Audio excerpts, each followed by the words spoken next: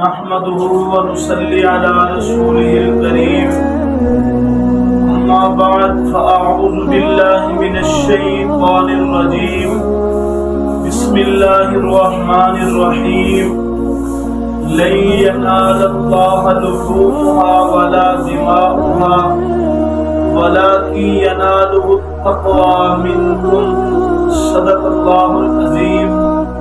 محترم سامعین، آج 29 ذوالقعدہ ہے، مبارک مہینہ ذوالحجہ کا انشاءاللہ اگر اللہ نے چاہا تو کل شروع ہونے والا ہے۔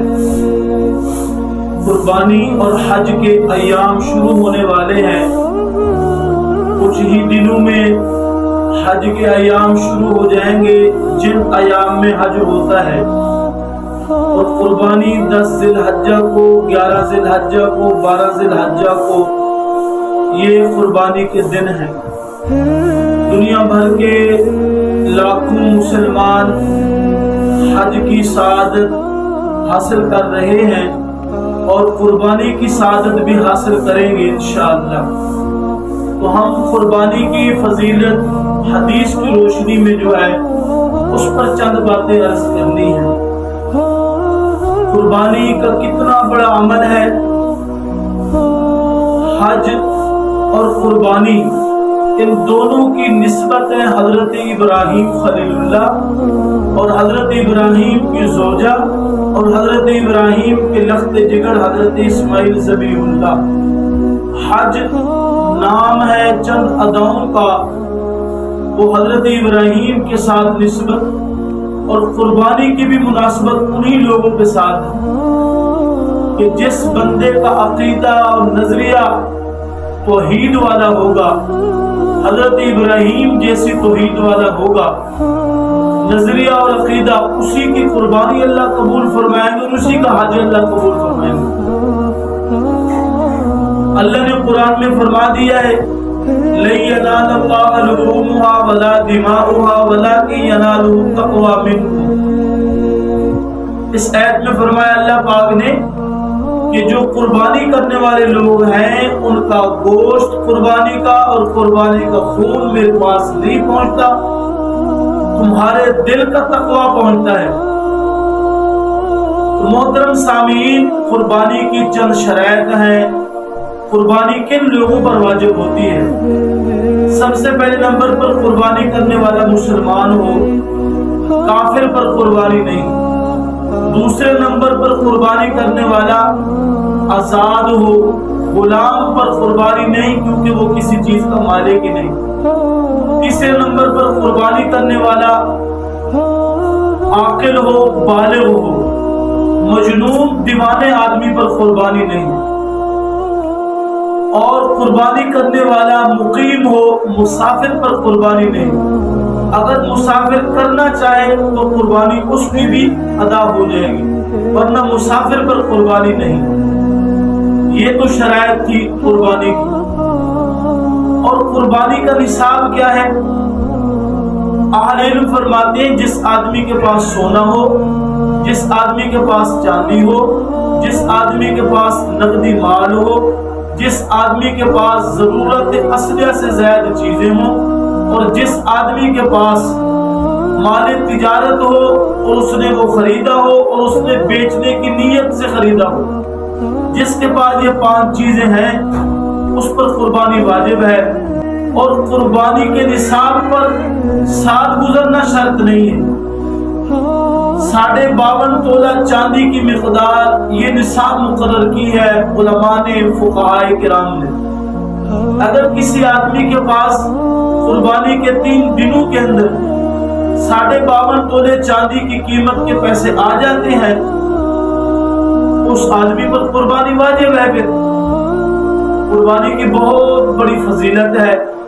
حضرت عائشہ صدیقہ رضی اللہ تعالیٰ عنہ راوی ہے، ترمذی میں یہ حدیث موجود ہے، ابن ماجہ میں بھی ہے۔ وہ فرماتی ہیں کہ میرے محبوب صلی اللہ علیہ وسلم نے ارشاد فرمایا ما عمل ابن آدم من عمل یوم النحر احب الی اللہ من احراق الدم وانه لیأتی یوم القیامت بقرونها واشعارها وازلافها وان الدم لیقع من اللہ بمکان قبل ان یقع بالارض فطیبوا بها نفسا۔ یہ حدیث مبارکہ حضرت عائشہ اس کی راوی ہے رضی اللہ تعالی عنہ کہ مدنی کریم فرماتے ہیں قربانی والے دن اللہ کو سب سے محبوب ترین عمل، جتنے بھی مسلمان اس دن عمل کرتے ہیں، سب سے محبوب ترین افضل ترین عمل جو ہے وہ ہے قربانی کرنا، نحر جانور کا ذبح کرنا۔ سب سے محبوب ترین عمل اللہ کو تمام عملوں سے زیادہ یہی ہے کہ جانور کا خون بہایا جائے، اللہ کی رضا کے لیے اللہ کے واسطے بندہ قربانی کرے۔ یہ تو میرے نبی نے فرمایا، اور فرمایا کہ دن قیامت کے یہی جانور جو ہیں، یہی جانور یہ بقرونہا واشعارہا وازلافہا اپنے کھروں کے ساتھ، اپنے بالوں کے ساتھ اور اپنے ناخنوں کے ساتھ رب کی بارگاہ میں آئیں گے۔ دوسری فضیلت اس حدیث میں، کتنی بڑی فضیلت ہے۔ پھر تیسری فضیلت اس حدیث میں یہ ہے کہ جس وقت جانور کو ذبح کرتے ہیں اس پر بسم اللہ واللہ اکبر یا بسم اللہ اللہ اکبر کہہ کر ذبح کرنے والا اس کو ذبح کرتا ہے اللہ کے نام پر، تو خون کا قطرہ ابھی زمین پر نہیں گرتا۔ وَإِنَّ الدَّمَ لَيَقَعُ مِنَ اللَّهِ بِمَكَانٍ قَبْلَ أَن يَقَعَ بِالْأَرْضِ، زمین پر قطرہ نہیں گرتا، اس کے قطرہ گرنے سے پہلے اللہ اس قربانی کو اپنی بارگاہ میں قبول و منظور فرما لیتے ہیں۔ کتنی بڑی سعادت ہے، ابھی قطرہ نہیں گرا، ہماری طرف سے قربانی اللہ نے قبول فرما لی، منظور فرما لی۔ اور میرے نبی نے فرمایا فَطَيِّبُوا بِهَا نَفْسًا، قربانی کرو کہ تمہارا نفس خوش ہو جائے، دل میں تنگی نہیں ہونی چاہیے کہ ہائے میں نے اتنے پیسے بکرے پر لگا دیے، بچڑے پر لگا دیے، کٹے پر لگا دیے، اونٹ پر لگا دیے، کہیں اور لگانا ہوتا، کہیں اور لگا دیتا۔ تو دل خوش ہونا چاہیے، دل مطمئن ہونا چاہیے کہ میں نے رب کی بارگاہ میں قربانی دی ہے۔ تو قربانی بہت بڑی فضیلت ہے قربانی کی۔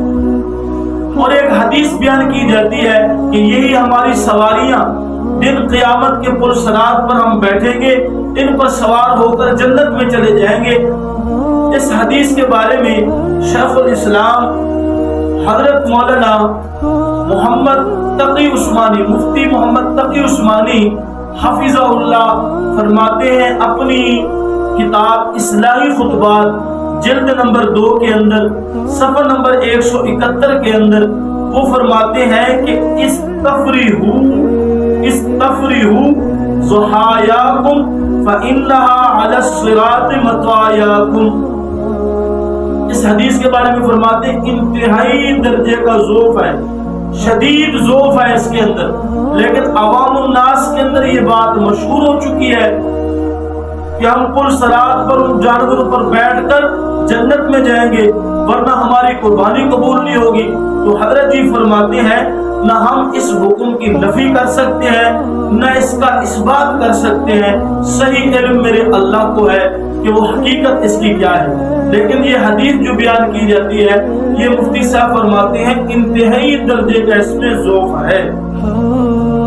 قربانی کی دوسری فضیلت، اللہ کے نبی صلی اللہ علیہ وسلم کے صحابی حضرت عبداللہ بن عمر فرماتے ہیں قال اقام رسول اللہ صلی اللہ علیہ وسلم بالمدینہ 10 سنین یضحی، اللہ کے نبی 10 سال مدینہ منورہ میں رہے، آپ ہر سال قربانی فرمایا کرتے تھے۔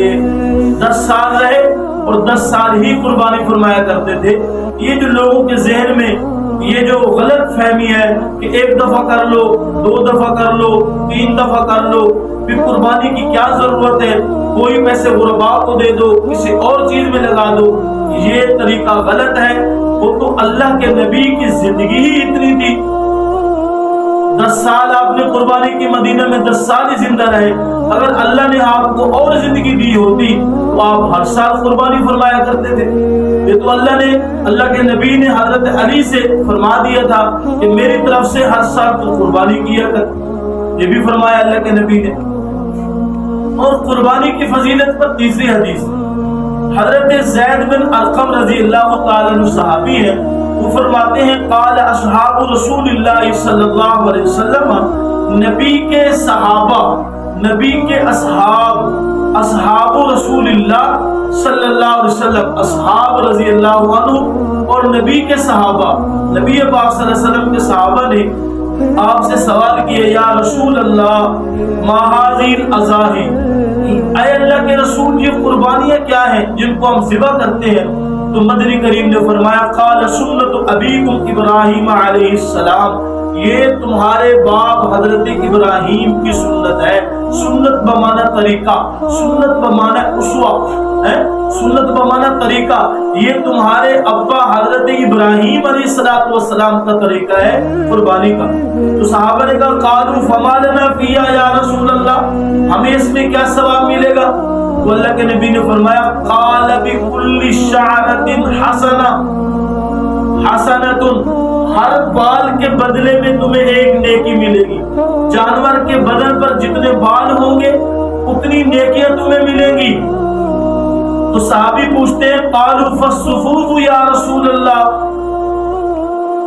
گائے کے بدن پر، بکرے کے بدن پر، اونٹ کے بدن پر، جی گائے کے بدن پر تو بال تھوڑے ہوتے ہیں۔ فرمایا فالصفوف یا رسول اللہ، یہ جو بھیڑ دمبا ہے اس کی اون، اس کے پشم، اس کے ریشے، ان کے بال تو بہت زیادہ ہوتے ہیں۔ تو میرے نبی نے فرمایا قال بكل شعرۃ من الصفوف حسنہ، فرمایا وہ بھیڑ دمبا، ان کی جو اون ہے، ان کے جو پشم کے ریشے ہیں، ان کے ہر بال کے بدلے میں تمہیں نیکی ملے گی۔ کتنی بڑی فضیلت ہے۔ اب اس حدیث کا جو زہر ہے حدیث کا، اس کا یہ معنی نہیں ہے کہ یہاں معین عدد مراد نہیں ہے کہ جی ہر بال کے بدلے نیکی ملے گی، پھر تو بکرے والوں کو نیکی زیادہ ملے گی، تو پھر تو بھیڑ اور دمبے والے کے نیکیاں ان کی زیادہ ہو جائیں گی، تو پھر بیچارے جنہوں نے گاں ذبح کرنی ہے، بچڑا ذبح کرنا ہے، کٹا ذبح کرنا ہے، تو ان کو نیکیاں تھوڑی ملیں گی۔ بکرے والے، دمبے والے، بھیڑ والے وہ نیکیاں زیادہ لے جائیں گے۔ یہ تو پھر اللہ کے عدل اور قانون کے خلاف ہے۔ اس حدیث کا مطلب یہ نہیں ہے، اس حدیث کا معنی یہ ہے، علماء فرماتے ہیں یہ کثرت سے کنایا ہے۔ کثرت سے کنایا کا معنی یہ ہے کہ جیسے اللہ رب العزت نے قرآن مجید فرقان حمید کے اندر ارشاد فرمایا اپنے نبی کو استغفر لهم او لا تستغفر لهم ان تستغفر لهم 70 مرة فلن يغفر الله لهم۔ مدنی کریم آپ 70 مرتبہ بھی اس منافق کے بارے میں، عبداللہ بن ابی کے بارے میں ہم سے مغفرت کی دعا مانگتے رہے، معافی مانگتے رہے، استغفار کرتے رہے، ہم تب بھی معاف نہیں کریں گے۔ اس کا معنی یہ نہیں ہے کہ 71 مرتبہ مانگ لو تو میں معاف کر دوں گا۔ یہ محاورہ بولا جاتا ہے عربی زبان کے اندر، اردو کے اندر، پنجابی کے اندر، پشتو کے اندر، ہر زبان کے محاورے ہیں۔ جس طرح باپ اپنے بیٹے کو، استاد اپنے شاگرد کو، مرشد اپنے مرید کو، بڑے چھوٹوں کو کہتے بار بار سمجھاتے ہیں، بار بار کہتے ہیں، وہ بچہ، وہ شاگرد، وہ مرید بار بار وہ غلطی کرتا ہے، وہ اکھڑ مزاج ہے، تو والد، استاد، مرشد کہتا ہے بھئی میں نے تجھے 100 مرتبہ کہا ہے، 40 مرتبہ کہا ہے، 70 مرتبہ کہا ہے۔ اس کا یہ معنی نہیں ہوتا 100 مرتبہ گن کر کہنا، 70 مرتبہ گن کر کہنا، 40 مرتبہ گن کر کہنا، یہ متعدد معین مراد نہیں ہے، یہ کثرت سے کنایا ہے۔ معنی یہ ہے اس حدیث کا کہ جیسے جانور کے بدن پر اگنے والے بال کوئی گن نہیں سکتا، تو قربانی کرنے والے کو جو نیکیاں ملیں گی وہ بھی کوئی شمار نہیں کر سکتا۔ کتنی بڑی فضیلت ہے بھائی قربانی کرنے کی۔ ایک اور حدیث مبارکہ ہے قربانی کے بارے میں، اللہ کے نبی صلی اللہ علیہ وسلم کے صحابی حضرت برہ بن عازب رضی اللہ تعالیٰ عنہ فرماتے ہیں کہ سئل ماذا یتقى من الضحایا فاشار بیدہ، اللہ کے نبی سے پوچھا گیا قربانی کے عیب کے بارے میں کہ جس جانور کے اندر عیب ہو، کتنا عیب ہو، اللہ کے نبی نے اپنے ہاتھ سے اشارہ فرمایا فقال اربعن، جس کے اندر 4 عیب پائے جائیں۔ سب سے پہلے نمبر پر فرمایا العرجاء البین ضلعها، ایسا لنگڑا جس کا لنگڑا پن ظاہر ہو، یعنی کہ جو چل نہ سکتا ہو، قربان گاہ تک جا نہ سکتا ہو، اس کے اندر عیب ہے، اس جانور کو اللہ کی بارگاہ میں قربان نہیں کیا جائے گا۔ دوسرے نمبر پر فرمایا والاوراء البین اورها، ایسا کانا جس کا کانا پن ظاہر ہو، اس کی آنکھ اتنی کانی ہو کہ واضح نظر آ رہی ہو، اس کا کانا پن ظاہر ہو، وہ بے عیب ہو، ایسا کانا پن جانور بھی اللہ کی بارگاہ میں قربان نہیں کیا جائے گا۔ تیسرے نمبر پر فرمایا والمریضۃ البین مرضها، ایسا مریض جس کا مرض واضح ہو، یعنی کہ وہ گھاس نہ کھا سکتا ہو، ایسا جانور وہ کھا ہی نہ سکتا ہو، تو ایسا جانور بھی اللہ کی بارگاہ میں قربان نہیں کیا جائے گا۔ چوتھے نمبر پر فرمایا والاجفاء التي لا تنقی، کہ ایسا جانور کہ جس کی ہڈیاں ہی نظر ہیں، گوشت کا نام و نشان ہی اندر نہ نظر آ رہا ہو، بظاہر دیکھنے میں بالکل ہڈیوں کا ڈھانچہ ہو، تو ایسا جانور بھی اللہ کی بارگاہ میں قربان نہیں کیا جائے گا، اس کے اندر عیب کثیر پایا جاتا ہے۔ دیکھو ہم جب جانور خریدتے ہیں، منڈی میں جاتے ہیں، ہم دیکھتے ہیں کہ اس کا سین تو نہیں ٹوٹا ہوا، اس کی پشت ٹھیک ہے، اس کا پونچھ ٹھیک ہے، اس کے تھن ٹھیک ہے، وہ اس کی ٹانگیں ٹھیک ہے، وہ چلتا ٹھیک ہے، وہ بیٹھتا ٹھیک ہے، وہ کھاتا ٹھیک ہے، یہ ساری چیزیں ہم دیکھتے ہیں تاکہ کوئی عیب نہ ہو اس کے اندر۔ تو جس وقت ہم جانور کے اندر عیب برداشت نہیں کر سکتے، تو اللہ بھی ہمارے عقائد اور نظریات کے اندر جو عیب ہے ان کو بھی برداشت نہیں کرتا۔ اگر ہمارے عقیدے کے اندر شرک، رسومات، بدعات ہوں، شرکیہ باتیں ہوں، تو اللہ ہماری اس قربانی کو بھی قبول نہیں کرے گا۔ جس طرح جانور کے اندر ہم عیب برداشت نہیں کر سکتے، ہمارے مالوں کے اندر عیب ہے، سود کا پیسہ ہے، رشوت کا پیسہ ہے، حرام کی کمائی ہے، دھوکے کی کمائی ہے، تو اس پیسے کو بھی اللہ قربانی اگر ہم اس پیسے کی کریں گے تو اللہ اس مال سے قربانی قبول نہیں فرمائیں گے۔ اور ہمارے دل کے اندر اگر ریاکاری ہو، دکھلاوا ہو، تو یہ عیب ہے، اللہ اس عیب دار شخص کی قربانی کو قبول نہیں فرماتے۔ جس طرح ہم عیب دار جانور قبول نہیں کرتے، اس کو پسند نہیں کرتے، ہمارے اندر اگر عیب ہو مال کے لحاظ سے، عقیدے کے لحاظ سے، تو اللہ ہماری قربانی کی ہوئی قبول بھی نہیں فرماتا۔ اللہ ہم سب کو اپنی رضا کے لیے صحیح معنوں میں قربانی کرنے کی توفیق نصیب فرمائے۔